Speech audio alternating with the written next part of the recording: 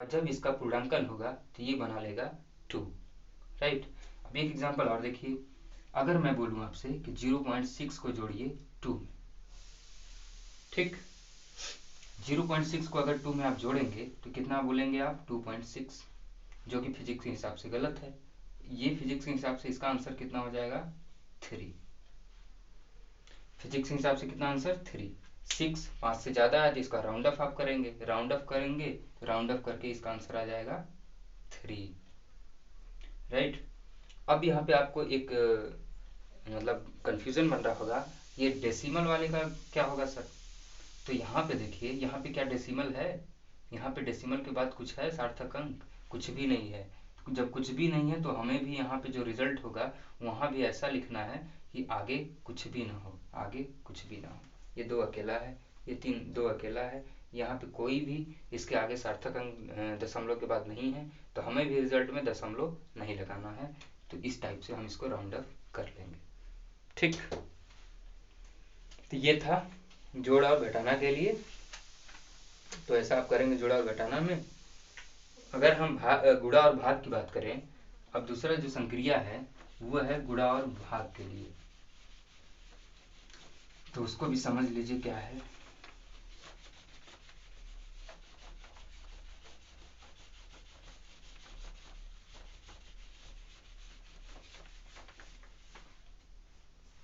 गुणा और भाग के लिए जो संक्रिया है, ये मान लीजिए दूसरा है, किसके लिए?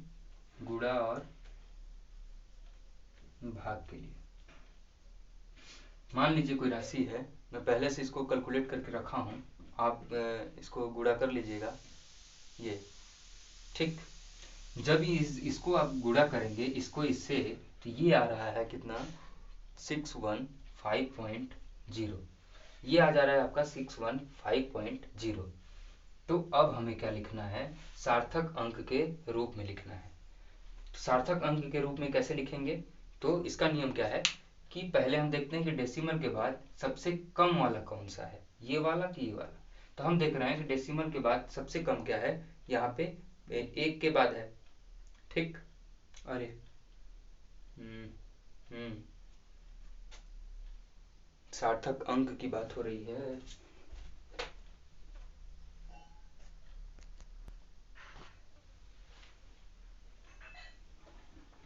ठीक है, ठीक है, कोई चिंता की विषय नहीं है।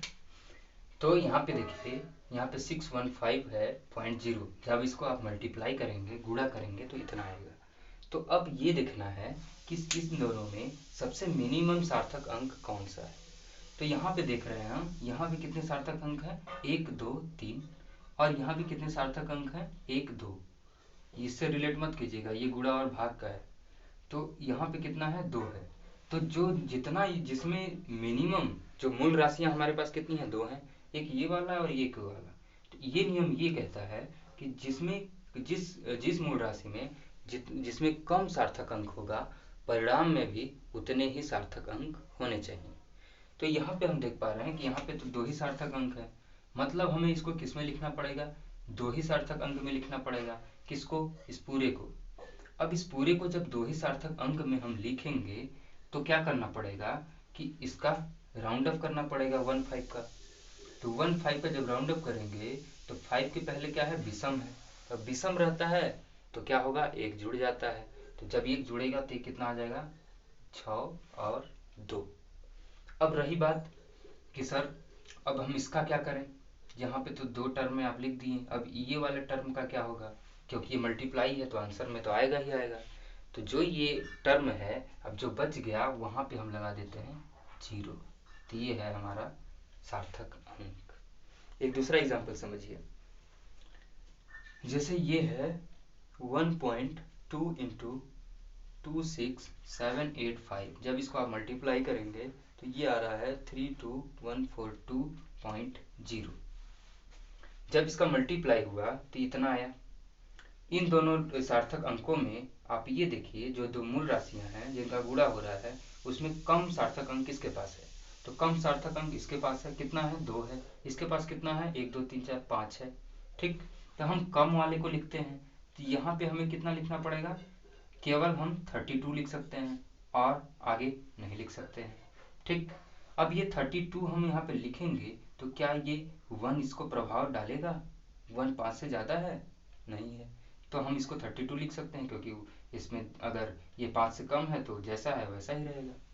अब बात करते हैं कि इन तीनों का क्या होगा। तो इन तीनों के जगह पे हम क्या लिख देते हैं? 0 0। ये है हमारा सही आंसर। ठीक, तो ये था सार्थक अंक के बारे में जो हम लोगों ने जाना और समझा।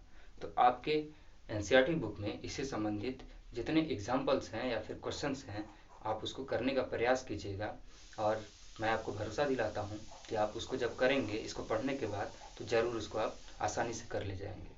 तो ये था आज का लेक्चर। इसी के साथ धन्यवाद।